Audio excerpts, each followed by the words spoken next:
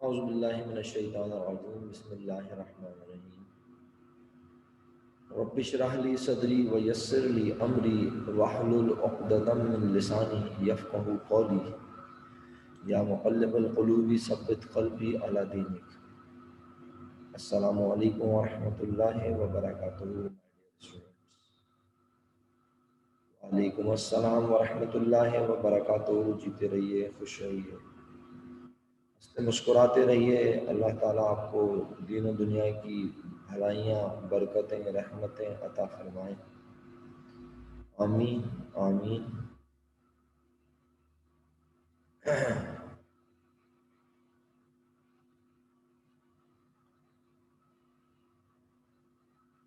شعیب بھائی فرما رہے ہیں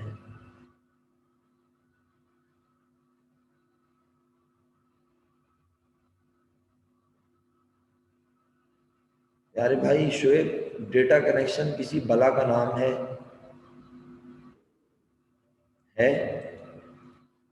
کیوں نہیں ہے وہ؟ اور اگر سر تو چارجنگ پہلے سے کر کے رکھے نا۔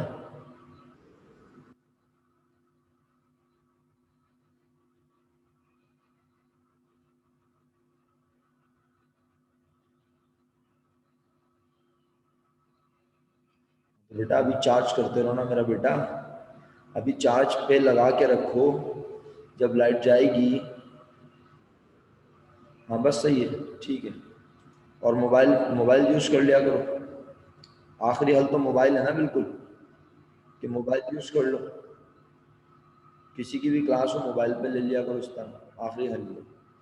چلیں بہرحال دیکھیں، کچھ نہ کچھ تو سیکھنے کو ملتا ہے شعیب، یہ بات تو آپ بھی ایگری کریں گے۔ ہر ٹیچر آ کے کچھ نہ کچھ سکھانے کی کوشش کر رہا ہوتا ہے نا۔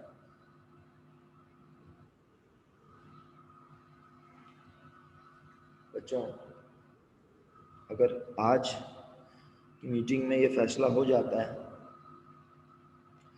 کہ اسکول ری اوپن ہو رہے ہیں 18 سے، تو پھر آپ کو اپنے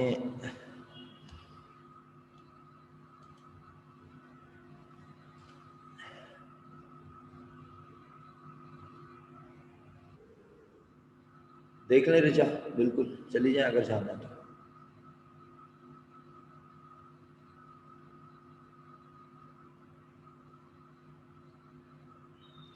اللہ تعالیٰ آسانیاں فرمائے، رحم فرمائے اللہ تعالیٰ۔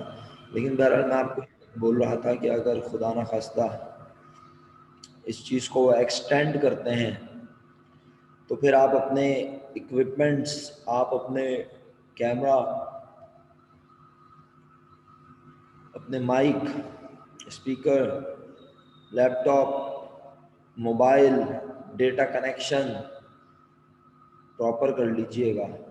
بٹ اگر یہ چیز نہیں ہوتی ایکسٹینڈ، اور وہ منڈے سے کال کر لیتے ہیں آپ کو، تو اس صورت میں پھر بے شک آپ ان چیزوں کو جس طرح سے ابھی جس انداز سے لے کے چل رہے ہیں آپ چل سکتے ہیں، کیونکہ آئیں گے تو آپ اسی طرح 25 کا گروپ بنا کر، سمجھ رہے ہیں۔ بہرحال دیکھیں اب آج کی میٹنگ میں کیا فیصلہ ہوتا ہے پتہ چل جائے گا، پھر ہم آپ سے منڈے کو یا تو فزیکل ملاقات ہو رہی ہوگی آپ سے، یا پھر آن لائن، جو بھی ہوگا بس اللہ پاک ہم سب کے حق میں بہتر فرمائیں۔ پیارے بچوں، کل ہم نے کیا ڈسکشن کی تھی آخری؟ پتہ نہیں کیا کی تھی، کسی کو یاد ہے ہم نے کل آخری بات کیا کی؟ ہاں وہی کیپٹل اور ریونیو کا گانا چل رہا تھا، ختم ہی نہیں ہو رہا تھا کیپٹل اور ریونیو۔ تو بہرحال اب کیپٹل اور ریونیو سے تھوڑا آگے بڑھتے ہیں۔ جو آپ کے بک کے ہی پیجز ہیں، اور میں تھینک فل ہوں فاطمہ کا اور ان تمام لوگوں کا جو مجھے اس میں ہیلپ آؤٹ کرتے ہیں، اسکین کر کے دے دیتے ہیں چیزیں۔ اسائنمنٹ ڈسکس ہو رہا تھا، اسائنمنٹ دیا تھا میں نے کوئی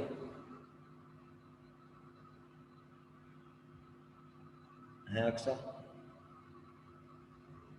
دماغ کلک نہیں کر رہا۔ اسائنمنٹ کون سا؟ السلام علیکم سر۔ सर वो वाला असाइनमेंट था ना जिसमें आपने वो डिफरेंट हमें दिए हुए थे और मैं हमें लिखना था कैपिटल एक्सपेंडिचर है या फिर एलिमेंट जिसमें डिलीवरी वगैरह का था। आपकी आवाज बहुत स्लो आ रही है। आप सर डिलीवरी फ़ी, ट्रैफिक फ़ी, ये सारी चीज़ें उस पर लिखी हुई थी। ये वाला अच्छा, असाइनमेंट आपने दिया था। असाइनमेंट जो मैंने आप लोगों को उस पर करने के लिए दिया था। जी सर वही। हाँ हाँ, वो भी कर लेंगे डिस्कस, कोई परेशानी नहीं है, वो तो असाइनमेंट है ना। अच्छा, अब सुने मेरी बात। There are following 3 factors which should be recognised in arriving at periodic depreciation expense. जब आप किसी नॉन करंट एसेट के डेप्रिसिएशन को मालूम करने की बात करते हैं तो आप इन 3 चीज़ों का ध्यान रखेंगे। Number 1 is asset cost. और एसेट कॉस्ट का मतलब सिर्फ एसेट को दुकान से जितने में परचेज किया वो नहीं है। This includes all expenses relating to the acquisition of assets and installing it in the factory. तो मेरे बच्चों, अल्हम्दुलिल्लाह मैंने आपको बहुत डिटेल में एक एसेट को ख़रीद कर अपने ऑफिस तक लाने में, लगवाने में जो खर्चे हो रहे हैं उनको डिस्कस करवा दिया। अब मैं आपको सिर्फ एसेट की कॉस्ट एक कंप्यूटेशनल अंदाज में निकालना सिखाऊंगा, डिस्कस करूंगा। उसके बाद रेजिजुअल वैल्यू और स्क्रैप वैल्यू और सैल्वेज वैल्यू क्या होती है, थोड़ा सा इसके बारे में और यूजफुल लाइफ के बारे में बता के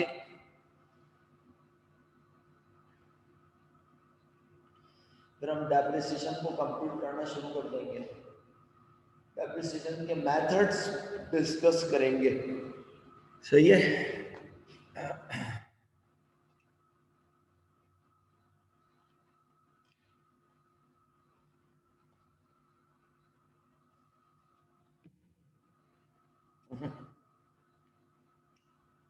फातिमा, ये डेप्रिसिएशन कंप्यूट करते हुए आपको 3 फैक्टर्स को कंसीडर करना है। आपने इन 3 फैक्टर्स को मद्देनजर रखना है। आपने इन 3 फैक्टर्स को फोकस रखना है कि आपको डेप्रिसिएशन कंप्यूट करते हुए एसेट की कॉस्ट पता हो। जी जी, कंप्यूटेशन कैलकुलेशन तो हम आपको सिखाएंगे। अभी फिलहाल हम आपको एसेट की कॉस्ट की कंप्यूटेशन शेयर कर रहे हैं। ये बुक में आपके पास मौजूद है। आइए ज़रा जल्दी जल्दी अब हम इसको पढ़ेंगे। कहीं कोई बात समझ में नहीं आए बिला झिझक पूछिएगा। मुझे पूरी उम्मीद और भरोसा है कि आप बहुत जल्दी ये बातें समझ जाएंगे। The cost of fixed asset include purchase price plus all expenses incurred in connection with its acquisition and making it in a usable or working condition, right? Competition of cost of fix asset में सबसे पहले list price लिखते हैं। क्या मैं आपको list price कभी जिंदगी में बता चुका हूं?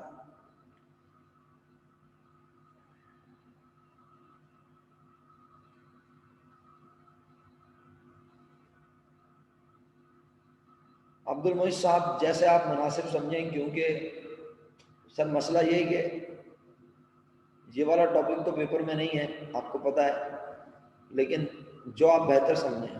मैं इसमें आपको यस और नो नहीं बोल सकता, क्योंकि आप अभी मिड टर्म के बाद मुझे पता चलेगा आपकी परफॉर्मेंस क्या है, क्योंकि आपने बहुत सारी क्लासेस मिस की हुई है ना। तो आप अब आपकी मर्जी, आप जाना चाहें चले जाएं, मैं आपको रोकूंगा नहीं, क्योंकि ये वाला टॉपिक ऐसा है जो क्लास एक्टिविटी के तौर पर पढ़ाया जा रहा है। जो आप बेहतर समझें, मुझे कोई एतराज़ नहीं है। अच्छा, आप सुने, लिस्ट प्राइस में आप सबको बता चुका हूँ। मेरे पास यस लिखा हुआ आया बहुत सारे लोगों का जवाब। किसी ने यस शायद भी बोल दिया, और मैं आपको ज़्यादा टाइम वेस्ट किए बगैर बस एक जुमला बताता हूँ कि जब हम किसी शॉपकीपर के पास जाते हैं, दुकानदार के पास जाते हैं, डीलर के पास जाते हैं, तो उस डीलर को, उस दुकानदार को जिस कंपनी की हम प्रोडक्ट परचेज करने जा रहे हैं, मसलन हम जा रहे हैं जनाब सोनी का एलईडी परचेज करने, सही है, तो हम उस डीलर को, उस दुकानदार को सोनी कंपनी ने एक लिस्ट प्रोवाइड की होगी जिसके मुताबिक उसके पास सीलिंग और फ्लोर दोनों प्राइसेस मौजूद होंगी कि वो कम से कम और ज़्यादा से ज़्यादा कितने रुपए में बेच सकता है। तो वो हमें उसमें से कोई प्राइस कोट करेगा, that price called list price, सही है। उसके बाद जैसे ही वो हमें प्राइस बताएगा, हम कहेंगे यार इसमें से देख के हमें मत बताओ, ये तो तुम्हें लिख के भेजते हैं वो लोग।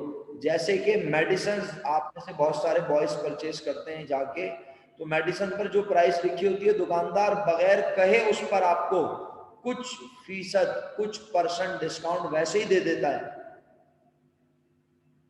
اسے کہتے ہیں ٹریڈ ڈسکاؤنٹ، اسے کہتے ہیں کیا کہتے ہیں؟ Trade discount. سر کیوں؟ ٹریڈ کا مطلب تجارت، آپ نے ان سے ٹریڈ کی، آپ نے ان سے لین دین کی، انہوں نے آپ کو صرف لین دین کرنے پہ ہی کیا دے دیا؟ ڈسکاؤنٹ۔ تو جب ہم لسٹ پرائس میں سے ٹریڈ ڈسکاؤنٹ کو لیس کرتے ہیں تو ہمیں پتہ چلتی ہے کاسٹ پرائس یا نیٹ ٹریڈ پرائس جو لکھی ہوئی ہے، ہم اسے کاسٹ پرائس بھی کہتے ہیں اور ہم اسے نیٹ ٹریڈ پرائس بھی کہتے ہیں، جو کہ آپ کو لکھی نظر آ رہی ہے۔ کاسٹ پرائس نہیں لکھی ہوئی، یہ میں نے اپنے پاس سے بتائی ہے۔ آگے بڑھوں،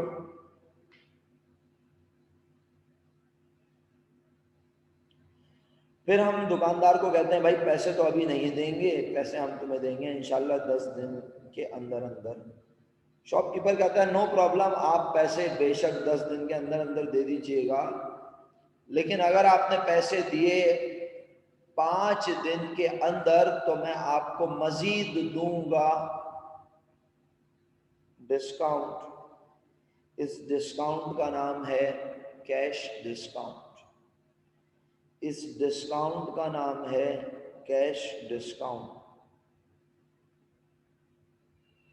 سیدہ زہرا لکھتی ہیں بھائی اتنا سارا نہ لکھیں، ان میوٹ کر کے بول دیں پلیز۔ ہاں نا، اتنا سارا آپ لکھ رہے ہیں، اس سے بہتر ان میوٹ کر کے بول دیں۔ میری آنکھیں خراب ہو گئی ہیں پڑھ پڑھ کے۔ جب ہم ٹائم پہ پیمنٹ کر دیتے ہیں ڈیو ڈیٹ پہ تو ہمیں کیش ڈسکاؤنٹ ملتا ہے۔ بیٹا ہم اپنے وقت کے مطابق پیمنٹ کریں گے تو ڈسکاؤنٹ نہیں ملے گا، جو ٹائم پیریڈ اس نے دیا ہے اگر اس کے اندر پے کریں گے تو ڈسکاؤنٹ ملے گا۔ زہرا میں نے آپ سے کہا کہ ہم نے دکاندار سے کہا کہ ہم تمہیں 10-12 دن میں 15 دن کے اندر اندر پیسے ادا کر دیں گے، تو شاپ کیپر نے کہا اٹس اوکے نو پرابلم، آپ مجھے 10 12 15 20 دن میں ادا کر دینا، کوئی مسئلہ نہیں ہے، لیکن اگر آپ نے مجھے 5 دن کے اندر اندر لا کے پیسے دے دیے نا تو میں آپ کو تھوڑا سا اور دے دوں گا ڈسکاؤنٹ، اسے کہتے ہیں کیش ڈسکاؤنٹ۔ زہرا ابھی کلیئر ہوا یا نہیں؟ شکریہ۔ جب ہم کیش ڈسکاؤنٹ کو لیس کرتے ہیں تو ہمارے پاس جو پرائس آتی ہے اسے کہتے ہیں نیٹ کیش پرائس۔ کیا کہتے ہیں اسے؟ Net cash price. آگے بڑھوں، اس کے بعد اگر پاکستان یا دنیا کے جس حصے سے ہم خرید رہے ہیں اس پروڈکٹ کو، وہاں بیچنے والے کو اس ملک کی گورنمنٹ نے پابند کیا ہے، اس ملک کی گورنمنٹ نے امپلیمنٹ کیا ہوا ہے اس چیز کے بیچنے پر ٹیکس، تو وہ شاپ کیپر ہم سے سیلنگ پرائس میں ٹیکس ایڈ کر کے پھر فائنل اماؤنٹ دے گا۔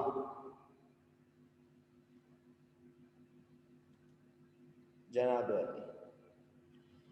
تو اگر سیلز ٹیکس بھی لگ رہا ہو تو سیلز ٹیکس کو بھی نیٹ کیش پرائس کے ساتھ کر دیا جائے گا ایڈ۔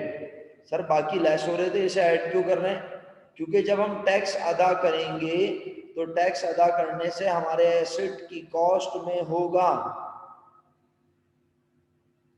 اضافہ، انکریز۔ ویری گڈ پیارے بچوں، خوش رہیے، ہنستے مسکراتے رہیے۔ آؤٹ آف 38 اسٹوڈنٹ کوئی 7-8 لوگ ہیں جو میرے ساتھ رابطے میں رہتے ہیں، میسیجز کر کے بتاتے ہیں کہ وہ کلاس میں موجود ہیں، باقی سب لوگ اپنی مرضی کے مالک ہیں۔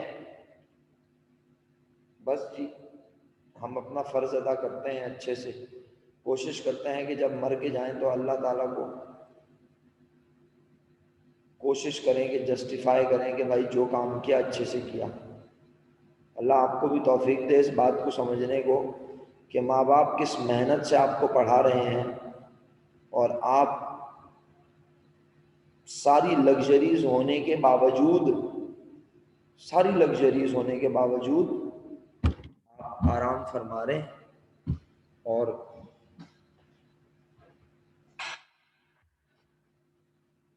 بس کیا بولوں میں آپ لوگوں کو، بچوں پڑھ لیں، یہ وقت واپس نہیں آتا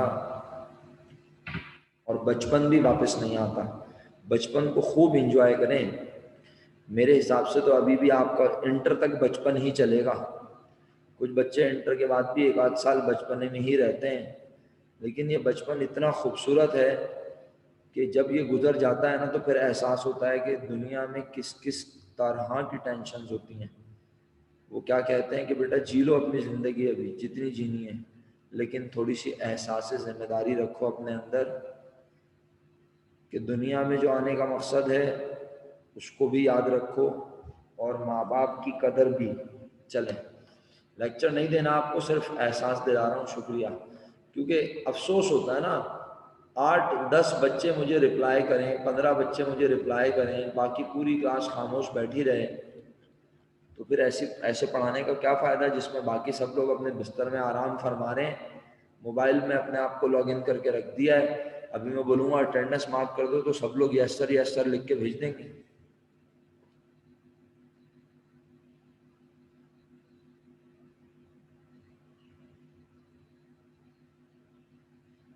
چلے نہیں بیٹا بس، ارے میرا بچہ نہیں، لیکچر نہیں بھائی. آپ لوگ تو میرے بچوں کی طرح ہیں. ماں باپ اپنے بچوں کو صرف سمجھاتے ہیں، اور وہ بھی یاد رکھیے گا ہم تو ماں باپ، ہمارا درجہ تو ماں باپ سے کم ہے نا. ماں باپ، ارے سگے ماں باپ بھی اپنے بچے کو ایک وقت تک سمجھاتے ہیں بھائی. اس کے بعد ماں باپ کہتے ہیں جائیے مریے، جو کرنا ہے کریے. دل میں بولتے ہیں، ایسے منہ پہ نہیں بولتے. نہیں میڈم عائشہ تھوڑا حوصلہ رکھیں. میں نے صرف ایک ایگزامپل دی تھی کہ ابھی میں بولوں گا اٹینڈنس مارک کرنی ہے تو سب لوگ یس سر لکھ کے بھیج دیں گے. یہ بولا تھا میں نے یہ نہیں کہا اٹینڈنس مارک کیجئے. تو بہرحال، ارے سوری نہیں نا بیٹا، سوری نہیں بھائی. بس میں یہ عرض کر رہا ہوں تھوڑا سا ذرا ایکٹیو ہو جائیں، تھوڑا سا ذرا. ہاں حذیفہ اٹینڈنس مارک کر رہے ہو؟ مہک عادل اٹینڈنس مارک کر رہی ہو؟ دیکھو حذیفہ تمہارا تو میں نے سمجھ لیا تھا نا کیس، مجھے اندازہ ہو گیا تھا. مہک تمہارے ساتھ بھی کوئی مسئلہ ہے؟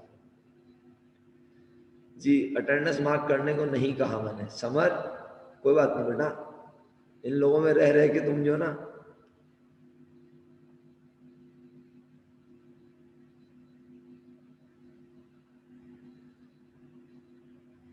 چلو چھوڑو. پیارے بچوں، اچھا چلو کوئی بات نہیں. سیلز ٹیکس کی اماؤنٹ ایڈ کر کے ہمارے پاس آ جاتی ہے انوائس پرائز. اسے بلڈ پرائز بھی کہتے ہیں.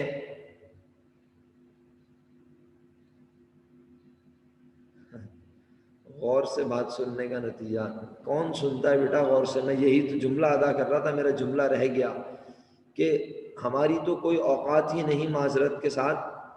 ہم نے تو ایسے بچے دیکھے ہیں جو اپنے ماں باپ کی بات نہیں سنتے. ان کے ماں باپ آ کے، بیچاروں کے ماں باپ ہم سے کالج میں آ کے کہہ رہے ہوتے ہیں ہمارا بچہ، ہماری بچی ہماری بات ہی نہیں سنتی، آپ اسے سمجھائیں.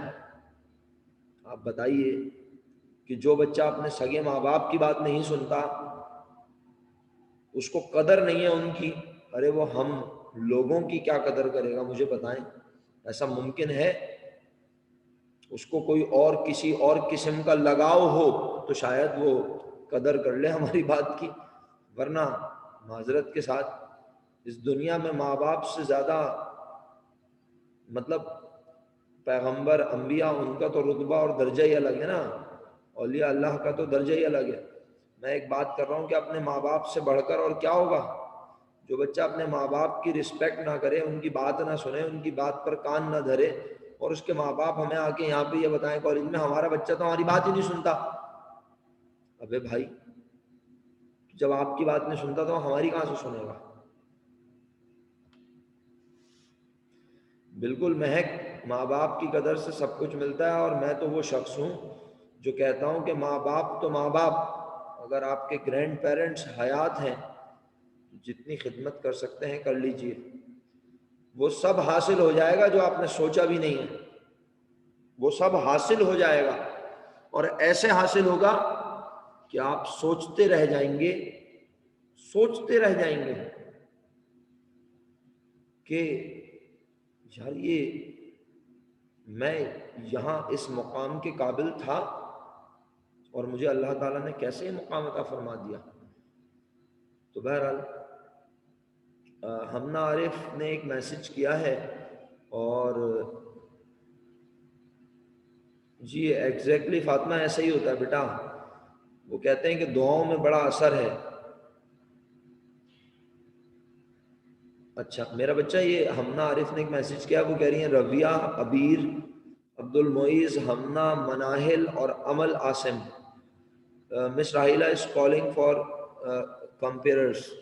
آپ لوگ کمپیئرنگ کر رہے ہیں کہیں؟ یہ کیا ہے؟ کمپیئررس ہی لکھا ہے نا تم نے ہمنا، کون سے پروگرام کی کمپیئرنگ ہو رہی ہے؟ کیا ہے یہ؟ کیا چیز ہے کمپیئررس؟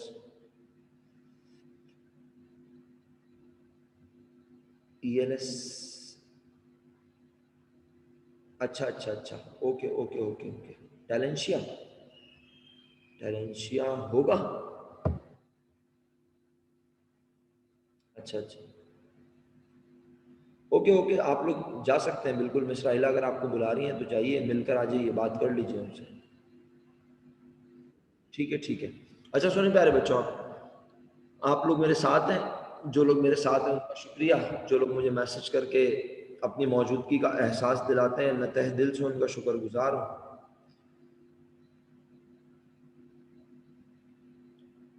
All these are additional capital expenditure.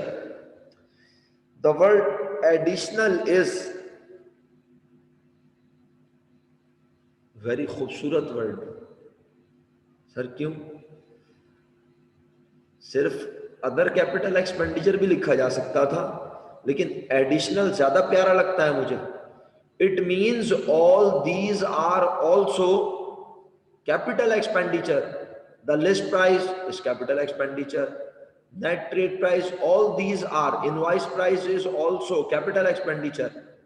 But when we say additional capital expenditure, it means the expenditures which you incurred to bring the asset in working condition, right? تو میرے بچوں میرا بیٹا یہ وہی ہیں سارے، ہم نے پڑھ لی الحمدللہ، بس اب تو ہم آپ صرف دکھا رہے ہیں۔ تو yes we have to include in cost, Aqsa صحیح ہے میرا بیٹا۔ تو کیا سارے خرچے ایڈ ہو جاتے ہیں کاسٹ میں؟ نہیں، ہر وہ خرچہ جسے ہم سمجھتے ہیں کہ وہ necessary reasonable once in a life ہے، یا اسے کاسٹ کا پارٹ بننا چاہیے، ہم اسے ایڈ کرتے ہیں۔ لائک ٹرانسپورٹیشن، سمجھانے کی بالکل ضرورت نہیں ہے، اب آپ میرا ساتھ دیتے رہیے۔ Loading and unloading charges, جو پوائنٹ نہیں سمجھ آئے نا بلا جھجک انمیوٹ کریں اور بولیں سر یہ سمجھائیں۔ انشورنس ان ٹرانزٹ، ورنہ میں آپ میں سے کسی کا بھی نام لے کے رینڈم بولوں گا کہ سمجھاؤ یہ کیا ہے۔ Loading and unloading charges, insurance in transit, installation charges, test running charges, import duty, custom duty,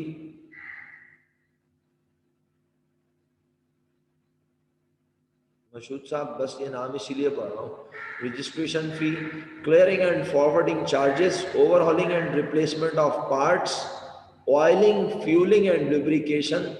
اب یہ دونوں کے اوپر اسٹیرک لگا ہوا ہے تو بڑی امپورٹنٹ باتیں لکھی ہوئی ہیں۔ اچھا جی، شاز بھائی نے بولا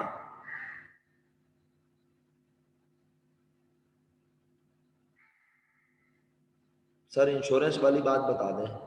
سر کون سی والی انشورنس؟ ان ٹرانزٹ والی سر، ان ٹرانزٹ والی بتا دو سر۔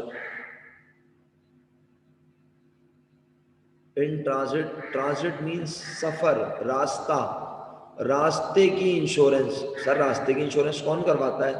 بیٹا جب ہم 25 لاکھ روپے کی، 50 لاکھ روپے کی، 2 کروڑ روپے کی، 25 کروڑ روپے کی مشینری باہر سے منگوا رہے ہوں تو بیٹا اس مشینری کو باہر سے منگواتے ہوئے جہاز اگر کریش ہو جائے، جہاز اگر پانی میں ڈوب جائے تو بیٹا ہارٹ اٹیک کی شدت زیادہ ہوگی یا کم؟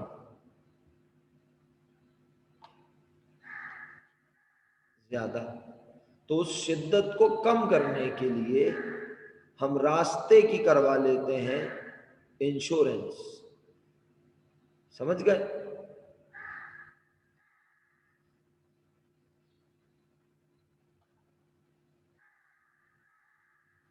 ٹیسٹ رننگ بیٹا فیکٹری میں لگنے کے بعد ہوگا میرا بیٹا۔ جب مشین آپ کے فیکٹری میں پہنچ جائے گی، انسٹال ہو جائے گی، تو ریگولر پروڈکشن شروع کرنے سے پہلے کچھ مٹیریل ڈال کر مشین کو چلا کے پروڈکٹ کا سیمپل بنا کے دیکھا جائے گا کہ مشین صحیح بھی بنا رہی ہے پروڈکٹ یا نہیں۔ جیسے آپ کے گھر میں آ کے جب الیکٹریشین اے سی انسٹال کرتا ہے تو وہ اس کو ٹیسٹ رن کرتا ہے، چلا کر دیکھتا ہے، دکھاتا ہے کہ جی دیکھیں یہ کام کر رہا ہے۔ اسی طرح جب ہم کوئی مشین منگواتے ہیں تو ہم اس کو چلا کر چیک کرتے ہیں۔ یہ نہیں کہ لاکھوں روپے کا مٹیریل ہم نے پروڈکشن میں ڈال دیا اور مشین نے سارا مٹیریل خراب کر دیا، ساری پروڈکشن خراب ہو گئی۔ ماہرہ کو سمجھ میں آ گئی میری بات؟ ماہرہ کا سوال میں نے شیئر نہیں کیا، معذرت چاہتا ہوں۔ ماہرہ کو جواب تو دے دیا، لیکن ماہرہ نے سوال کیا تھا سر ٹیسٹ رننگ پرچیز سے پہلے ہوگی یا بعد میں؟ تو میں اس سوال کا جواب دے رہا تھا۔ اریبہ فرماتی ہیں سر کلیئرنگ اینڈ فارورڈنگ چارجز پہ روشنی ڈال دیجئے۔ آپ میں سے کسی کے پیرنٹس، بہن بھائی یا کوئی بھی شخص جو ہے، جی بالکل ربیہ، میں نے آپ کو قبول کیا کہ آپ آ چکی ہیں۔ جی میرا بیٹا، میں عرض یہ کر رہا تھا، تہا نعیم صاحب سمجھ میں نہیں آیا سر یہ جو آپ نے لکھا ہے، ذرا انگریزی کمزور ہے پتہ نہیں کیا لکھا ہے آپ نے، یہ سمجھ میں نہیں آیا۔ اوور ہالنگ کے بارے میں تو نیچے نوٹ ہے، اوور ہالنگ کو میں نے کل ریونیو ایکسپینڈیچر پڑھایا تھا، تمہیں یاد ہو کہ نہ یاد ہو؟ اچھا، امپورٹنگ لائسنس کہلاتا ہے ڈریپ، اچھا صحیح ہے بیٹا، مجھے نہیں پتا تھا میرا بچہ، شکریہ آپ نے بتایا۔ اٹ اسٹینڈس فار کیا ہے یہ ذرا بتانا مجھے، ڈریپ کی کوئی وہ ہے ایبریویشن ہے یہ؟ اچھا اب سنیں، میں جو بات بتانے لگا تھا وہ نہ رہ جائے، لے بھائی کلاس کا ٹائم تو ایسے ختم ہوتا ہے، وقت پتہ ہی نہیں چلتا کیسے گزرا۔ سنیں میری بات میرا بیٹا، کلیئرنگ اینڈ فارورڈنگ بیسیکلی کیا ہوتی ہے؟ سوال کس کا تھا یہ؟ اریبہ کا۔ اریبہ بیٹا میرا بچہ دیکھو، آپ ایک فیکٹری اون کرتی ہو، آپ ایک بڑی سی فیکٹری چلا رہی ہو جہاں پہ آپ مثال کے طور پہ فین بناتی ہو۔ اب آپ فین بنانے کے لیے مٹیریل باہر ملک سے منگواتی ہو، یا تو جب آپ مٹیریل، سمجھانے کے لیے بول رہا ہوں، یا آپ یوں بھی کہہ سکتے ہو کہ آپ باہر سے سامان منگوا کر اور پاکستان میں بیچتی ہو، ٹھیک ہے؟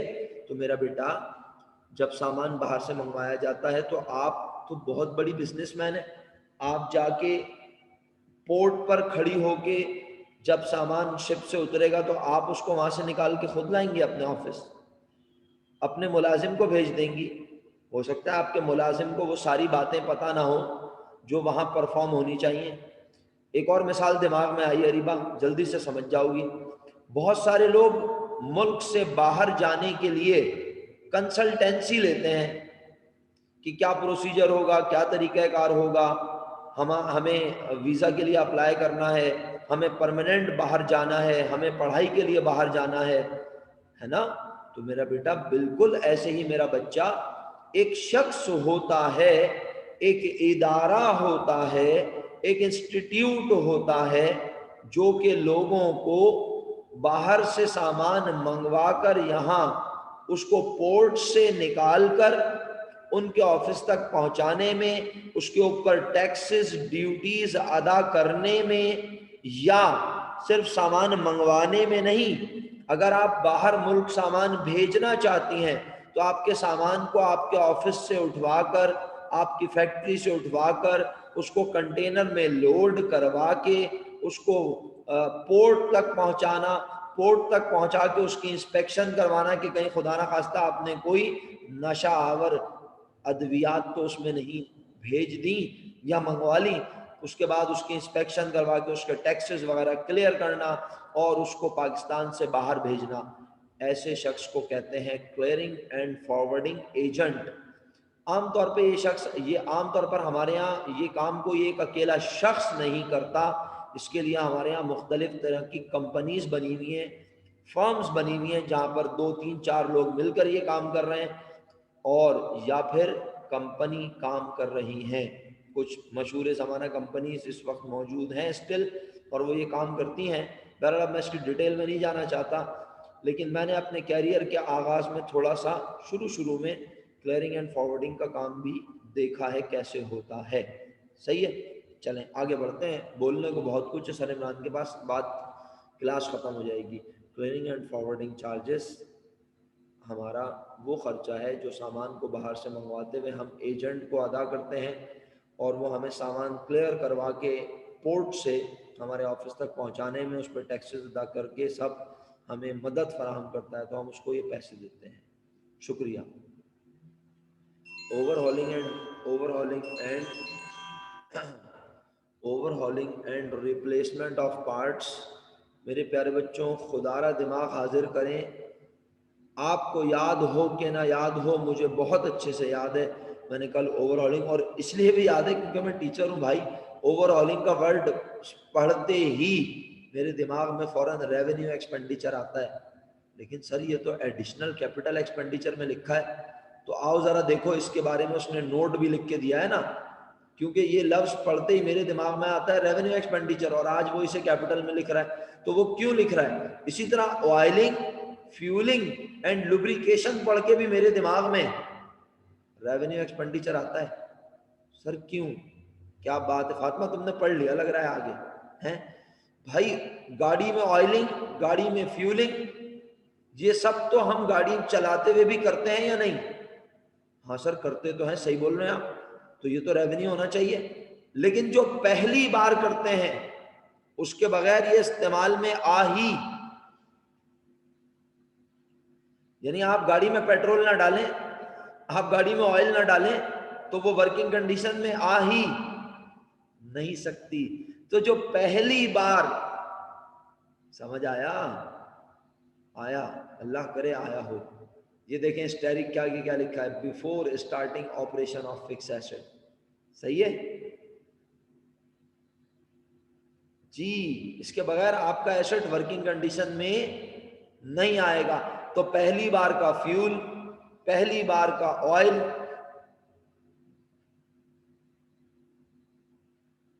بالکل شاذ، بالکل کوئی شک نہیں ہے، لیکن اس چیز کو ورکنگ کنڈیشن میں لانے کے لیے یہ ایک بار کرنا پڑے گا، ورکنگ کنڈیشن میں لانے کے لیے۔ اور اگر تم اس کو ورکنگ کنڈیشن میں نہیں لاؤ گے تو پھر ایسٹ فائدہ کیسے پہنچائے گا؟ سمجھ رہے ہو؟ تو ایسٹ کو ورکنگ کنڈیشن میں لانے کے لیے پہلی بار جو خرچہ کرتے ہیں اس کو ایسٹ کی کاسٹ کا حصہ بناتے ہیں، اس کے بعد پھر وہ روٹین کے مطابق نارمل ہوتا رہتا ہے اور اسے ریونیو ایکسپینڈیچر کہتے ہیں۔ سر جی بیٹا فرمائیے۔ السلام علیکم سر، یہ ریپلیسمنٹ یعنی مشین کو ورکنگ کنڈیشن میں لانے کے لیے پارٹس بھی ریپلیس کرنے پڑتے ہیں سر؟ نہیں سر، ورکنگ کنڈیشن میں لانے کے لیے ضروری نہیں ہے ریپلیسمنٹ آف پارٹس ہو، لیکن اگر آپ سمجھتے ہیں کہ کسی پارٹ کو ریپلیس کرنے سے، کسی پارٹ کو ریپلیس، اصل میں اوور ہالنگ، اب دیکھو نا یہاں پر آپ before starting of operation of fixed asset دیکھ رہے ہو، مجھے خود سوچ کے بتاؤ اپنی عقل سے، اوور ہالنگ کا مطلب تو مینٹیننس ہے نا کمپلیٹ، اگر یاد ہو، اور ریپلیسمنٹ آف پارٹ، یار اپنی عقل سے بتاؤ، سوچ سمجھ کے، کیا یہ نیو ایسٹ ہو سکتا ہے؟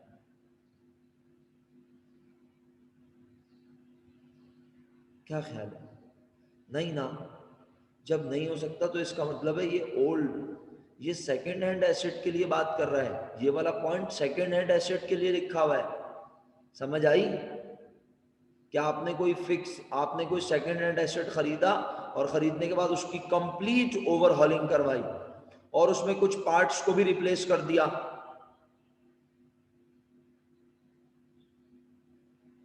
اکثر سمجھ میں نہیں آیا کیا لکھا ہے؟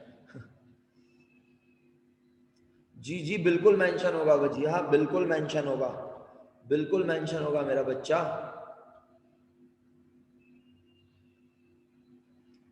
ایگزیکٹلی. آپ اس کو ورکنگ کنڈیشن میں الیان نہ بھی لے کر آئیں بھائی، آپ سیکنڈ ہینڈ ایسٹ کو خرید کر استعمال سے پہلے جتنے خرچے کرتے ہیں آپ انہیں کیپٹل ایکسپینڈیچر کہتے ہیں. یہ میں آپ کو پڑھا چکا ہوں. میرے پیارے بچوں، فاؤنڈیشن چارجز کیا ہوتے ہیں؟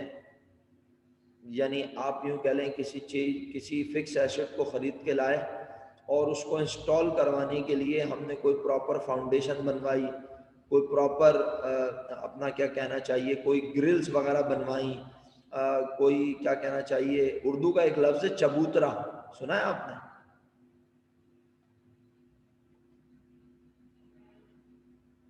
نہیں سنا چبوترا؟ اسٹیج کا ورڈ انگریزی میں تو اچھا ہے اقصا، لیکن میں اگر یہ کہوں کہ مشین کو اسٹیج پہ رکھا تو کچھ عجیب سا لگتا ہے نا سننے میں، ہے نا؟ فٹ پاتھ کہہ سکتے ہیں تھوڑا بہت مانور.